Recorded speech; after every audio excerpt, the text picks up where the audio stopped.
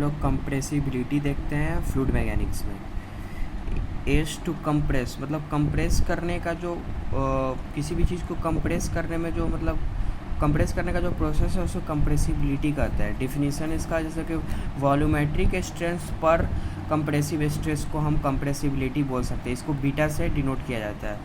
जैसे कि ये फ्लूइड मैकेनिक्स में जैसे ये आपका बीकर है, इसमें फ्लूइड भरा हुआ है, तो इस पर ये कंप्रेसिव स्ट्रेस या प्रेशर जो है फ्लूइड पे अप्लाई हो रहा है। वॉल्यूमेट्रिक स्ट्रेन को हम change in volume by original volume volumetric strain होता है। तो आपका जो बीटा हो जाएगा आपका वॉल्यूमेट्रिक स्ट्रेन माइनस, क्योंकि ये नीचे की ओर जा रहा है तो माइनस डी बाई वी, और कंप्रेसिव स्ट्रेस मतलब इसमें कुछ प्रेशर जो लग रहा है हमारा जो कंप्रेसिव स्ट्रेस उसको डीपी ले लेंगे। मतलब जो डीपी है वो कंप्रेसिव प्रेशर है। मास बराबर होता है मास डेंसिटी इनटू वॉल्यूम। ये मास डेंसिटी का फॉर्मूला जो होता है ना, मास बाय वॉल्यूम, वहाँ से ये लिया गया है। तो मास बराबर डेंसिटी को रो से डिनोट करता है, volume we. Law of conservation of mass मतलब मास हमारा कांस्टेंट होगा इनलेट आउटलेट पे, mass of conservation of mass में। तो हमारा रो भी इक्वल टू कांस्टेंट हो जाएगा क्योंकि कंजर्वेशन ऑफ मास है। अब इसको डिफरेंशिएट करेंगे, पार्शियल डिफरेंशिएशन बोथ साइड करेंगे, तो ये u इंटू वी पे टूटेगा, ऐसे आएगा। और ये आपका minus D V by V is equal to D rho by rho आएगा। तो कंप्रेसिबिलिटी में आपका D V by minus D V by V था, तो यहाँ पे minus D V by D को हम इसके टर्म में चेंज कर सकते हैं। तो आपका ये चेंज करके और ये जो हमारा बीटा आया compressibility is equal to 1 by rho D P by D rho आया।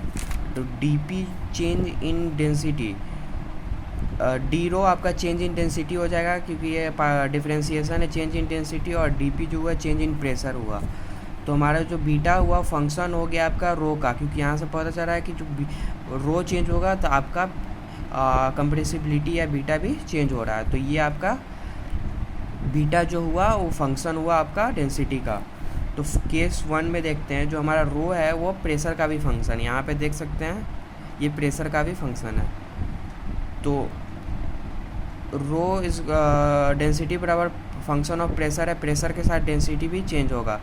यदि आपका D P by D rho is not equal to zero है, मतलब हमारा beta not equal to zero आएगा, कंप्रेसिव मटेरियल होगा, मतलब जो कंप्रेसिबिलिटी है वो जीरो के बराबर, जीरो से कुछ है तो मतलब उसको मटेरियल कंप्रेस हो रहा है तो उसको हम कंप्रेसिव मटेरियल कहेंगे।